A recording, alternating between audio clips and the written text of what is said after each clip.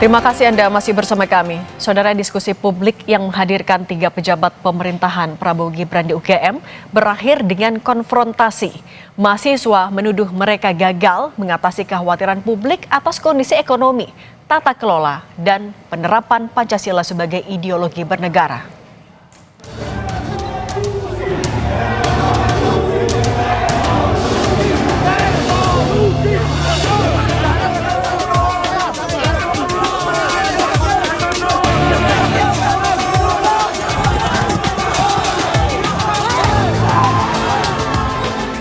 Diskusi bertajuk Kopdar bareng Masdar yang diselenggarakan sebuah platform podcast ini awalnya dimaksudkan untuk membahas Pancasila, fondasi filosofis negara Indonesia.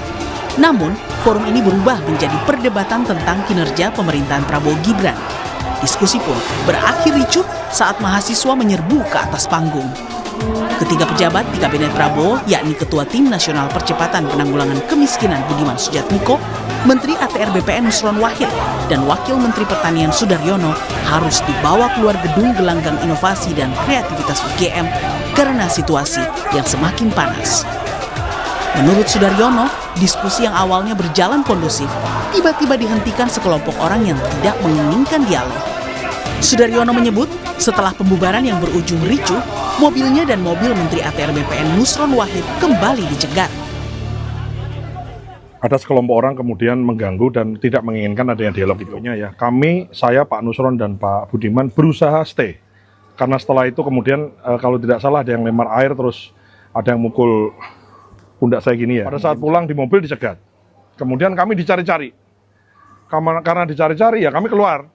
Ya kan, mereka menginginkan Pak Budiman hadir. Setelah kami keluar, kami nggak boleh dicegat, nggak boleh pulang. Dicari kami keluar. Kami duduk di lantai di aspal, kemudian kita berusaha untuk ya udah apa gitu. Tapi kan akhirnya enggak. Ya mohon maaf, maksud saya udah nggak ada nggak ada jual beli pendapat yang enak menurut saya. Jadi akhirnya ya diskusi nggak bisa diteruskan. Gitu. Ricuhnya acara dialog bersama 3 pejabat di Kabinet Prabowo ini menurut mahasiswa disebabkan rasa kecewa terhadap para narasumber yang dulunya adalah aktivis mahasiswa di era reformasi. Namun kini justru menjadi pejabat negara yang dianggap tidak pro pada rakyat. Kami tidak akan mengejar-ngejar mereka. Seandainya mereka menjawab satu pertanyaan sederhana saya, apakah mereka merasa bersalah? Tidak. Mereka justru memberikan pertanyaan balik dan juga justru mereka secara eksplisit merasa tidak bersalah. Itu adalah konsekuensi dari tindakan mereka. Dan jika kami dianggap jahat, merusuh atau apapun itu, sesungguhnya kejahatan mereka itu sangat-sangat lebih besar. Karena ada banyak rakyat yang tanahnya dirampas, meja makannya tidak diisi oleh makanan. Karena apa? Karena tanah bertani mereka digunakan untuk PSN. Suasana pun berubah panas hingga penyelenggara menghentikan acara dan petugas keamanan mengawal para pejabat keluar dari venue. Tim Liputan Kompas TV.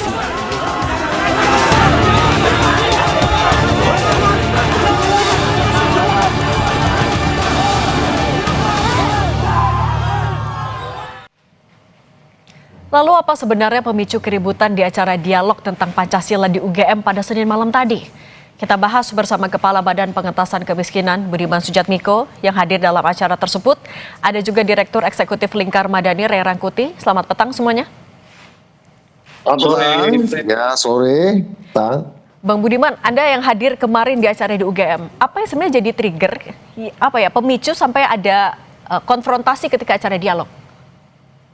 Tidak ada trigger khusus karena diskusi kurang lebih sudah berjalan, sebenarnya belum diskusi ya, karena memang pada waktu itu sekitar 45 menit pertama baru pemaparan dari Pak Wamentan, kemudian saya dan Bapak Menteri ATR BPN menjelaskan beberapa hal yang menjadi isu.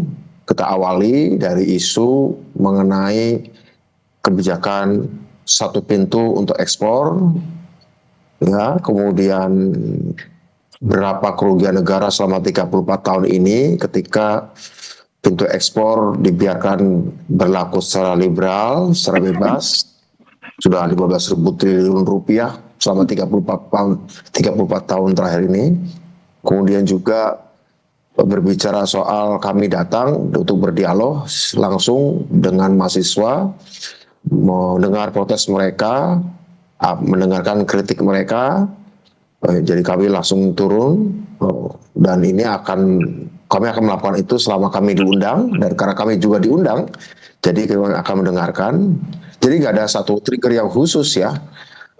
Ratusan mahasiswa yang ada juga kan ditanya juga oleh para moderator, apakah Anda semua kan kemarin? Oh ya, mayoritas ya, tidak semuanya. Kami ikut berdemonstrasi, artinya mahasiswa-mahasiswa yang hadir juga adalah mahasiswa-mahasiswa yang siap untuk berargu argumen dan mengkritik kami. Tapi Sampai sejauh Bang itu nggak ada Budiman, masalah. sorry. Tapi kalau tadi kita dengarkan kutipannya juga bahwa salah satu triggernya kan sebenarnya ada kekecewaan karena ada pertanyaan yang tidak terjawab oleh narasumber. Respons Anda? Tidak ada, tidak pernah ada pertanyaan. Memang belum ada tanya jawab. Belum sampai pada tahap tanya jawab sama sekali, belum. Belum, karena memang baru pemaparan, diminta oleh moderator kami memaparkan, belum sampai pada tanya jawab, tidak pernah ada pertanyaan. Tapi kalau kita Belum spesifik, di titik mana sampai akhirnya ada protes dari mahasiswa yang sampai naik ke panggung, Bang? Pada saat kami kan moderator menanyakan soal Tio yang mobilnya disadap ya, dan kita sedang membahas itu. Kami sedang membahas itu. Kira-kira begitu. Ya. Tapi kan ada mahasiswa yang juga naik ke atas untuk melontarkan pertanyaan yang mereka bilangnya tidak terjawab. Di situ tidak ada pertanyaan. Tidak ada, karena mereka tidak naik setelah satu orang, langsung rombongan puluhan, jadi turun dari tribun dengan membawa toa, beberapa dari antara membawa toa, mereka tidak mengajukan pertanyaan. Dan Anda saat itu sedang berbicara soal apa sebelum mahasiswa akhirnya naik ke panggung? Ya, sedang berbicara soal bagaimana arahan Presiden Prabowo pada seorang menteri, dan menteri itu menceritakan pada saya, karena menteri itu menjadi sasaran kritik Tio. Kemudian dia pernah ditelepon oleh Pak Prabowo, setersinggung apapun kamu jangan bikin manuver untuk mencelakai anak itu. Kira-kira begitu Pak Prabowo, dan menteri itu cerita pada saya. Itu sekitar 1 bulan yang lalu. Begitu. Oke. Kalau Bung Rey sebenarnya melihatnya ketika ada mahasiswa naik ke panggung, ini kan harus kita uraikan dulu bahwa ini adalah ruang dialog yang sebenarnya juga terbuka agar ada diskusi di situ. Tapi ketika ada penggerudukan, mobil dari narasumber juga di stop, apakah kalau menurut Anda itu juga sebenarnya wajar, masih dalam batas wajar atau menjadi kontraproduktif? Ya, saya tidak tahu apakah itu dialog, apakah itu sosialisasi. Saya juga kurang paham. Sebab kalau dialog itu mestinya dilakukan jauh sebelum keputusan diambil. Jadi sebelum sebelum kebijakan diambil, ajaklah masyarakat dialog. Bagaimana mestinya, bagaimana baiknya gitu. Tapi kalau udah kebijakan diambil, diputuskan, lalu kita turun ke bawah, itu bukan dialog lagi namanya. Itu artinya sosialisasi. Dan ini jadi pemicu. Nah, jadi ya saya tidak tahu makanya forum ini forum dialog apa forum sosialisasi. Kalau dialog itu dilakukan sebelum kebijakan diambil. Misalnya begini. Bedakan legislatif dan fungsi eksekutif. Ya, sebelum diputuskan oleh DPR, bukalah pintu keran yang sebesar-besarnya supaya masyarakat terlibat untuk mengajukan pertanyaan, mengajukan usulan. Tapi kalau sudah undang-undang kepolisian diketok, lalu kemudian dinyatakan terbuka pintu untuk dialog, itu bukan lagi dialog namanya, udah sosialisasi. Sekarang misalnya kita mendengar DPR akan membahas budget BGN, tapi dilakukan secara tertutup. Nah, kalau dilakukan secara tertutup, itu artinya nggak ada pintu dialog. Nanti kalau sudah keputusannya mereka buat, lalu mereka katakan, ayo sekarang kritisi. Nah, itu nggak terlalu berguna lagi itu, karena keputusannya sudah diambil. Nah, itu beda antara yang disebut dengan dialog, beda yang disebut dengan sosialisasi, beda juga dengan omong-omong. Saya jelaskan nih, saya tegaskan. Kalau omong-omong itu tidak artinya membahas sama sekali tentang undang-undang ya. Tidak membahas sama sekali tentang undang-undang. Bedakan antara fungsi legislatif dan eksekutif. Apapun gitu. Saya salah melihat bahwa seolah-olah ini ada fungsi legislatif. Kami bukan legislatif. Kami bukan Fungsi Legislatif dan tidak membahas satupun tentang undang-undang kepolisian. Karena gini, bedakan antara fungsi legislatif dan fungsi eksekutif. Betul, kalau fungsi legislatif harus ada dialog sebelumnya sebagai bagian dari rapat dengar pendapat, misalnya, kemudian minta masukan dari masyarakat, itu betul dalam proses fungsi legislatif. Kebetulan kami tidak ada satupun yang hadir dari legislatif. Kami berbicara apapun yang berkaitan dengan keputusan eksekutif ya, bukan keputusan legislasi ya. Jadi yang kami tidak, dalam bertiga ini tidak dalam posisi membicarakan hasil legislasi. Oke. Yang prosesnya mau dialog. Kami berbicara eksekusi dari keputusan eksekutif. Kira-kira begitu. Ya soal MBG semua. Saya kan hanya ke Koperasi Desa Merah Putih segala macam. Ya. Artinya apa? Bedakan. Jadi bedakan antara dialog dengan legislatif dengan eksekutif. Tapi kalau dibilang sosialisasi, Bang Budiman? Bukan. Budiman kurang jeli. Yang itu contoh saja.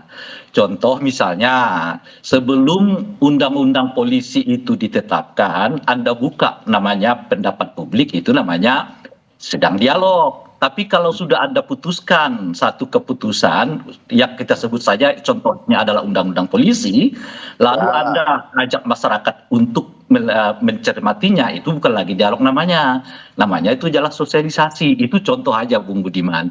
Kira-kira contoh ini bisa nggak ditarik ke eksekutif? Kan eksekutif juga bisa membuat keputusan. Misalnya MBG itu kan keputusan eksekutif. Misalnya Koperasi Merah Putih itu keputusan eksekutif. Misalnya Sekolah Rakyat itu kan keputusan eksekutif. Misalnya jalan-jalan ke luar negeri sampai berapa kali itu keputusan eksekutif. Itu keputusan eksekutif yang dilakukan Pak Prabowo berkaitan dengan MBG, koperasi itu sudah didialogkan saat beliau memasukkannya sebagai materi kampanye. Ya gini. Jadi sebentar, Bang Budiman sebentar. Itu adalah hasil dari materi kampanye. Oke, itu adalah kebijakan yang itu kan juga jadi salah satu tuntutan dari mahasiswa. Bang Budiman, sorry sebentar. Saya potong dulu Bang Budiman, kita balik dulu lagi ke acara yang kemarin. Bang Budiman, tapi juga salah satu faktor yang jadi keresahan dari mahasiswa adalah karena satu, ada pertanyaan dinilai tidak terjawab soal rasa penyesalan, dan yang kedua, juga ada ucapan yang tajam mencap Anda sebagai pengkhianat reformasi. Mahasiswa mengaku kecewa sebagai Anda mantan aktivis 98. Respons Anda seperti apa? Pertanyaan kedua adalah saya tidak bergabung pada sebuah pemerintahan diktatorial. Saya bergabung pada sebuah pemerintahan yang sampai Februari tahun 2024 nggak jelas menang atau enggak Pak Prabowo ini. Artinya saya bergabung pada sebuah pemerintahan yang bukan hasil dari sebuah bentuk kudeta atau apa, tapi hasil pemilu. Satu, pemilu dan demokrasi itu adalah hasil reformasi. Dan kebetulan menang. Pertanyaan di mana itu pengkhianatannya? Karena saya masuk ke sebuah pemerintahan hasil demokrasi adalah pemilu adalah hasil demokrasi. Satu itu. Kedua, yang tadi pertama yang soal ada pernyataan tajam ya misalnya ya. Ya sebagai salah saya juga sebagai pengkhianat reformasi tadi sampai di. Kami tidak mendapatkan pertanyaan ya waktu itu ya, tadi malam ya, tidak mendapatkan pertanyaan. Oke, tapi kalau dicap sebagai pengkhianat reformasi? Ukurannya apa? Justru itu hanya mungkin terjadi kalau terjadi diskusi, dialog, debat dengan audiens, yang itu nggak sempat terjadi. Itu nggak sempat terjadi itu. Oke, tapi ketika mahasiswa naik ke atas, ya ada yang mereka mengucapkan itu. Bisa jawab, itu yang bisa dijawab kalau terjadi proses tanya jawab. Tapi kan waktu itu belum sampai tahapan tanya jawab. Belum terjadi. Tanya jawab belum terjadi. Oke, belum terjadi tanya jawab. Tapi ketika mahasiswa naik ke atas, kami juga mau minta tanggapan dari Bang Budiman. Ketika Anda dicap sebagai pengkhianat reformasi, respons Anda seperti apa, Bang? Bagus, ada pertanyaan pakai bahasa Jawa. Gini. Pak Budiman, saya dulu mengidolakan Anda, sekarang saya kecewa karena Anda meninggalkan kami. Meninggalkan orang miskin katanya. Oke. Uspen apa? Jadi menteri Prabowo gitu. Saya bilang, biasa saja saya jadi menteri Prabowo. hidup saya tidak banyak berubah secara material dan saya masih setia untuk mengatasi soal-soal kemiskinan baik ketika saya jadi aktivis jadi DPR dan sekarang eksekutif. Saya jawab seperti itu. Tapi karena Rio nggak mungkin terjadi dialog yang dalam ya, karena situasi keotik. Saya hanya melayani diskusi satu orang yang tepat berdiri di depan saya. Jadi saya hanya melakukan dialog dengan tepat yang di depan saya. Tapi karena Rio juga akhirnya nggak tuntas juga. Yang harusnya itu akan sangat bisa dieksplorasi dan elaborasi andai proses tanya jawabnya berlangsung seperti biasa. Oke, Kira-kira begitu. Oke, Bung Rey, ketika kemarin sampai ada mahasiswa mengeluapkan kekecewaan mereka sampai naik ke panggung, menghentikan acara, sebenarnya kalau menurut Anda seberapa efektif itu untuk meluapkan kegelisahan mereka? Ini kan udah fase-fase di mana masyarakatnya itu sudah turun ke jalan ya. Dalam kondisi yang kayak begitu itu udah fase yang ya katakanlah itu udah salah satu fase paling tinggi. Bahkan saya dengar di dalam forum itu ada kata-kata revolusi. Itu udah di atas apa yang kita sebut sebagai reformasi gitu. Jadi dalam kondisi-kondisi yang kayak begitu itu ya mau mengajak dialog lagi ya itu artinya kan sebetulnya telat. Itu persis seperti yang kita alami dulu 98. Kalau mahasiswa udah gedung DPR ya, turun di sana sini, lalu tiba-tiba seingat saya Panglima ya saat itu Pak Prawiranto atau siapa, saya lupa posisi beliau itu, mengajak dan mengundang mahasiswa untuk dialog. Ya bukan lagi waktunya. Kita udah duduk di DPR kok masih mengajak dialog dalam kondisi kayak begitu. Itu satu hal gitu ya. Hal yang kedua adalah dialog kan sekarang ini nggak mesti seperti yang terjadi tadi malam. Kalau mahasiswa itu mengatakan Bung Budiman, apa istilahnya tadi itu, berkhianat terhadap reformasi, itu bacaan mereka setidaknya dalam 5,5 tahun terakhir ini. Itu loh kira-kira tuh. Jadi itu dialog itu kan nggak seperti yang tadi malam aja. Dialog itu adalah realitas yang kita jalani sehari-hari. Kita sedang melakukan apa, kita sedang mengerjakan apa, kita menyatakan apa, kita bersikap apa. Itu bagian dari dialog yang dikembangkan selama ini di masyarakat. Itu jangan Jadi kalau mereka udah misalnya sampai ke hal teknis sebenarnya bisa diselesaikan secara teknis jika forumnya tetap terjaga. Bulan terakhir. Ya itu artinya dialog yang terjadi selama ini ya seperti itu yang menimbulkan keputusan percakapan narasi diskurs bukan itu. Ini sangat teknis kok dialog itu. Sangat teknis. Ya, artinya andai terjadi semalam proses tanya jawab, ya, proses tanya jawab terjadi mungkin permasalahan mungkin beberapa hal bisa diklarifikasi. Bisa jadi kami setuju dengan pendapat teman mahasiswa, bisa jadi mereka juga setuju dengan kami atau kami sama-sama nggak setuju, tapi setidaknya tidak ada peruncingan ketegangan. Saya kira itu yang kami sesalkan. Tapi kalau Bang Budiman, Anda melihat ini sebagai letupan keresahan saja, spontan, atau ini adalah bentuk frustasi juga dari mahasiswa? Ini kalau soal frustasi menarik ya. Sebelumnya saya di Semarang melakukannya, di Undip pagi hari, terjadi dialog yang sangat keras, tajam, kritik, menyerang, kritik, dan tapi berjalan dengan mulus. Sebelumnya juga Pak Sudaryanto dengan Pak Nusron juga melakukannya di Unsud Purwokerto dan melakukannya di UNS juga berjalan biasa saja. Di Semarang bahkan di tengah demonstrasi mahasiswa pagi hari dialog berjalan dengan smooth gitu ya, meskipun tajam sekali dan tidak kalah tajam dengan apa yang disampaikan letupan tadi malam, tapi isi yang tajam itu tetap dalam kerangka oke, kita sedang ada dalam sebuah forum. Setelah itu mereka demonstrasi saja, nggak ada masalah juga begitu ya, seperti itu. Karena yang menarik begini Mbak, saya kemarin diminta, ayo kalau Anda setuju kita keluar gabung dengan kami bikin revolusi seperti itu. Tapi kemarin itu letupan yang wajar saja. Tetapi sayang kalau itu tidak dilakukan saat Q&A atau tanya jawab. Bagus sekali itu sangat tanya jawab. Kita banyak bisa banyak titik temu. Saya kira itu. Oke, Bung Rey, berarti kalau menurut Anda sebenarnya ketika kebijakan sudah diterapkan bukan lagi dialog tapi itu sosialisasi, berarti seharusnya forum untuk mendengarkan suara rakyat harusnya kayak gimana? Ya, lakukanlah dialog sebelum satu keputusan dibuat gitu. Lagi pula kan ya, Budiman mau cerita soal apa ke masyarakat itu? Masyarakatnya kan persoalannya adalah apakah kritik masyarakat selama 1,5 tahun ini itu dibuat kebijakan yang kira-kira bisa menjawab kritikan itu, menjawab dari dialog itu. Kan orang udah bertanya-tanya, misalnya MBG ini kok bisa sampai 300-an triliun, kok sampai begini-begini dan sebagainya. Nggak ada perubahan. Itu persis seperti, kalau mau mengatakan dialog terbesar itu misalnya peristiwa Agustus 2025 yang lalu. Kalau masyarakat turun ke DPR saat itu besar-besaran, lalu DPR meminta maaf, ya berjanji akan berubah, tapi kan kita nggak melihat ada perubahan yang signifikan dari laku politik mereka. Ujung-ujungnya yang terjadi seperti pengesahan undang-undang kepolisian gitu. Jadi ini rangkuman dari semua peristiwa yang nggak bisa dipisahkan oleh Bung Budiman satu rangkaian. Oke. Jadi misalnya kan saya melakukan perubahan di dalam, Anda melakukannya, tapi kan yang enggak, gitu kan, dan sebagainya gitu. Itu yang saya sebut tadi itu dialog historis. Jadi bacaannya bukan hanya per malam, bacaannya itu per tahun. Orang merekam apa yang dilakukan oleh pemerintah, orang merekam apa yang dilakukan individu per individu. Nah, tapi sehingga kemudian kesimpulannya seperti yang hari ini gitu, di mana masyarakat sudah sampai pada tahap yang ini akan sampai pada tingkat konfrontasi tajam. Kemudian mereka turun ke jalan. Nah, ketika mereka turun ke jalan, baru pemerintah mengatakan dialog dong lah. Bukankah sebelum ini masyarakat sudah menyampaikan berbagai kritikan? Apa yang merubah dari kritikan itu? Oke, kita tanya dulu Bang Budiman, boleh ditanggapi?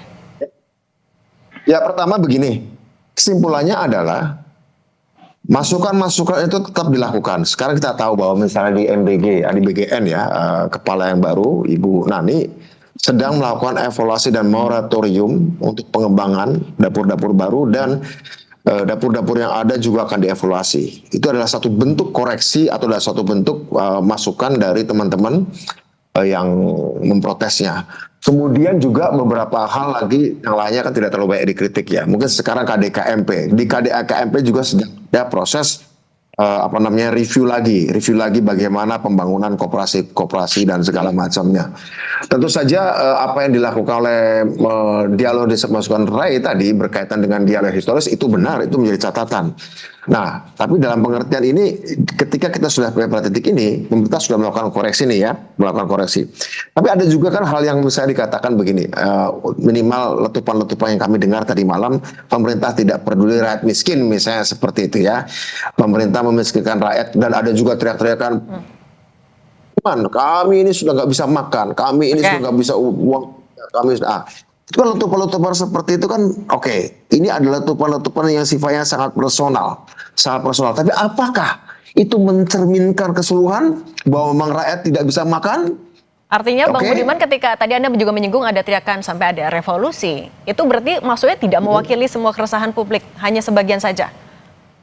Ya, saya pikir di mana-mana juga pada zaman 98 PRD atau saya dulu dan teman-teman teriaknya revolusi, tapi juga kan ada yang sebagian besar teriak reformasi. Nah, akhirnya kita memilih reformasi. Itu wajar-wajar aja, biasa seperti itu. Ada yang garis keras, ada yang garis moderat, itu saja. Artinya itu elemen memang ingin melakukan perubahan radikal. It's okay, saya pahami itu.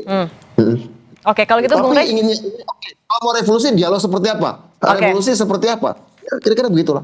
Kalau gitu Bung Ray Rangkuti, singkat saja, berarti sejauh mana Anda juga melihat keseriusan pemerintah untuk memperbaiki ruang komunikasi dengan publik?